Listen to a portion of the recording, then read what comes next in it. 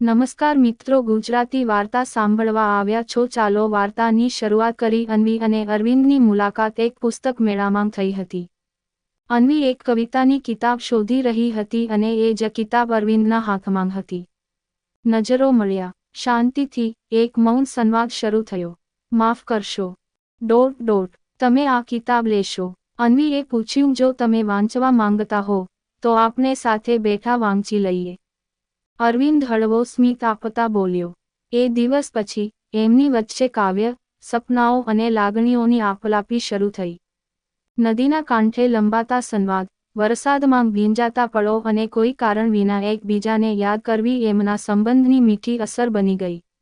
એક દિવસ અન્વીએ પૂછ્યું, શું પ્રેમ શબ્દોમાં વ્યક્ત કરી શકાય? અરવિંદએ જવાબ આપ્યો, શબ્દો તો બસ ઔપચારિકતા છે. પ્રેમ તો એ છે જે તું ચૂપચાપ મારી આંખોમાં જોઈ શકે છે. અને આ રીતે એક મૌન પ્રેમ વાર્તા બે દિલોની જિંદગી બની ગઈ. આવી જ સ્ટોરી સાંભળવા માટે ચેનલને સબસ્ક્રાઇબ અને વિડીયોને લાઇક કરજો મિત્રો. ધન્યવાદ.